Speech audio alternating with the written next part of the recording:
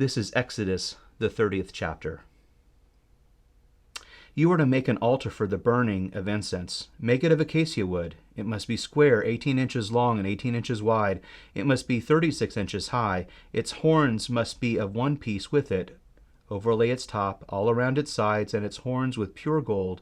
Make a gold molding all around it. Make 2 gold rings for it under the moldings on 2 of its sides, and put these on opposite sides of it to be holders for the poles to carry it with.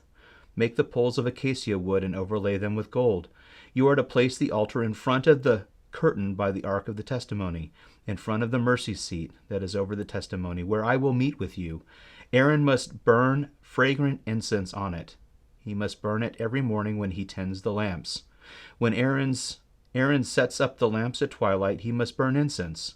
There is to be an incense offering before the Lord throughout your generations. You must not offer unauthorized incense on it, or a burnt or grain offering. You are not to pour a drink offering on it. Once a year, Aaron is to perform the atonement ceremony for the altar. Throughout your generations, he is to perform the atonement ceremony for it once a year with the blood of the sin offering for atonement on the horns. The altar is especially holy to the Lord. The Lord spoke to Moses, "When you take a census of the Israelites to register them, each of the men must pay a ransom for his life to the Lord as they are registered. Then no plague will come on them as they are registered. Everyone who is registered must pay half a shekel according to the sanctuary shekel, 20 gerahs to the shekel. This half shekel is a contribution to the Lord. Each man who is registered, 20 years old or more, must give this contribution to the Lord. The wealthy may not give more, and the poor may not give less than half a shekel when giving to the contribution to the Lord to atone for your lives. Take the atonement price from the Israelites and use it for the service of the tent of meeting. It will serve as a reminder for the Israelites before the Lord to atone for your lives." The Lord spoke to Moses, "Make a bronze basin for washing and a bronze stand for it. Set it between the tent of meeting and the altar and put water in it. Aaron and his sons must wash their hands and feet from the basin. Whenever they enter the tent of meeting or approach the altar to minister by burning an offering to the Lord, they must wash with water so that they will not die. They must wash their hands and feet so that they will not die. This is to be a permanent statute for them, for Aaron and his descendants throughout their generations." The Lord spoke to Moses, "Take for yourself the finest spices, 12.5 pounds of liquid myrrh, half as much, 6.25 pounds of fragrant cinnamon, 6.25 pounds of fragrant cane, 12.5 pounds of cassia by the sanctuary shekel, and a gallon of olive oil. Prepare from these holy anointing oil a scented blend, the work of a perfumer. It will be holy anointing oil. With it you are to anoint the tent of meeting, the ark of testimony, the table with all its utensils, the lampstand with its utensils, the altar of incense, the altar of burnt offering with all its utensils, and the basin with its stand. Consecrate them, and they will be especially holy. Whatever touches them will be consecrated. Anoint Aaron and his sons, and consecrate them to serve me as priests.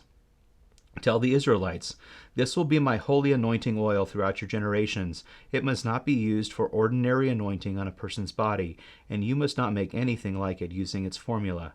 It is holy and must be holy to you. Anyone who blends something like it or puts some of it on an unauthorized person must be cut off from his people." The Lord said to Moses, "Take fragrant spices, stacte, onycha, galbanum. The spices and pure frankincenses are to be in equal measures. Prepare expertly blended incense from these. It is to be seasoned with salt, pure and holy. Grind some of it up in fine powder, and put some in front of the testimony in the tent of meeting, where I will meet with you. It must be especially holy to you. As for the incense you are making, you must not make any for yourselves using its formula. It is to be regarded by you as holy, belonging to the Lord.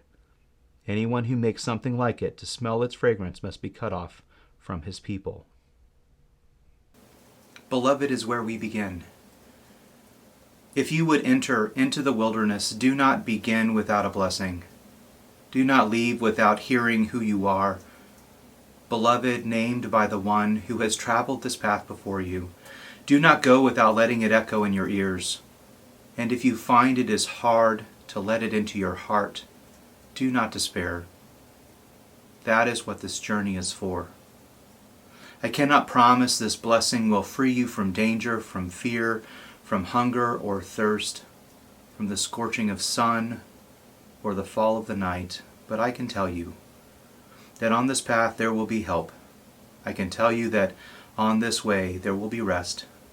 I can tell you that you will know the strange graces that come to our aid only on a road such as this, that fly to meet us, bearing comfort and strength, that come alongside us for no other cause than to lean themselves toward our ear, and with wither curious insistence whisper our name, beloved, beloved, beloved.